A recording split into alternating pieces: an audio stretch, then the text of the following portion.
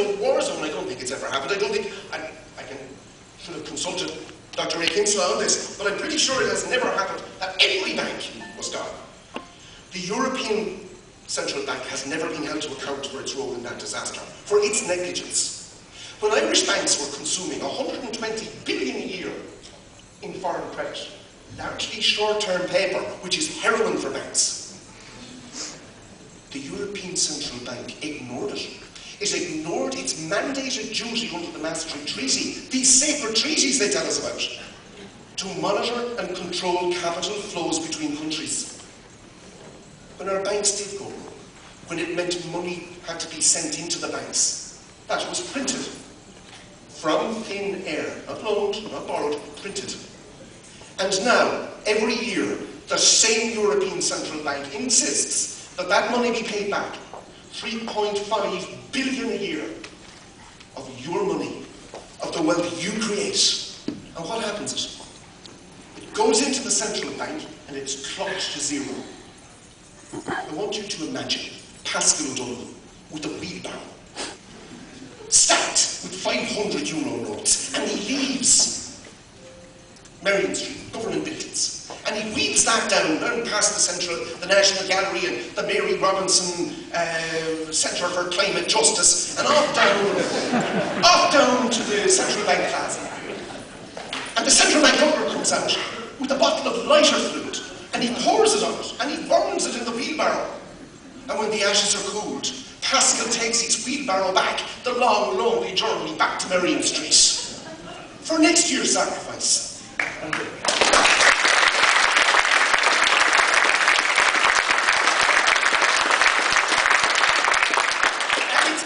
It's appalling and it's disgraceful that your wealth is being burned. But it's worse! Because while that 3.5 billion is being burnt, the European Central Bank has been printing money to raise inflation, to fund the EU, to fund growth at a rate of 30 billion a month, 2.5 trillion. But they're making us pay back. That's not the European Central Bank. That is your enemy, Central Bank.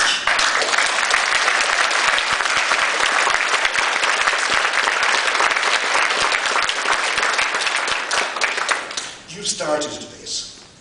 You're starting a party. And you're going to have to work very hard to make sure you're not silenced, you're not shut up, you're not disappeared and unpersoned. That's going to mean creating a new media. It's going to mean creating a media separate to that legacy thing that's dying. It's going to mean creating...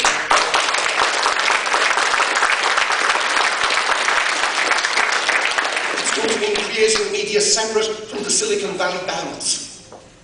Because if you're on Twitter or if you're on Facebook, you can be disappeared overnight. So it's going to have to be separate from that. Ray Bassett mentioned the corruption, the moving into European jobs, the funding coming in for propaganda.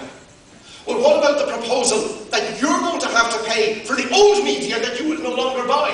Are you happy to put your money into the Irish Times? No. No. No. Well, you need to let the government and Fianna Fáil hear that, because that's what they're proposing. They are effectively proposing a fascist state, where the government pays the media and the media gives the government what it wants. Right.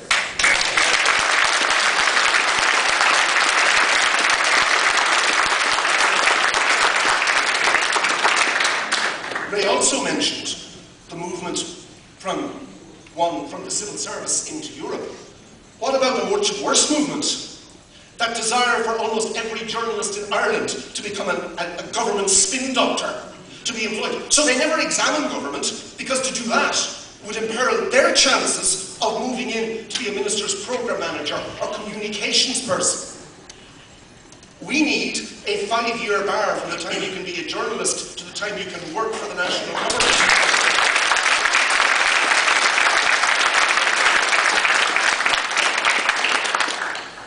Chesterton said that only dead things go with the flow. Live things swim against the stream.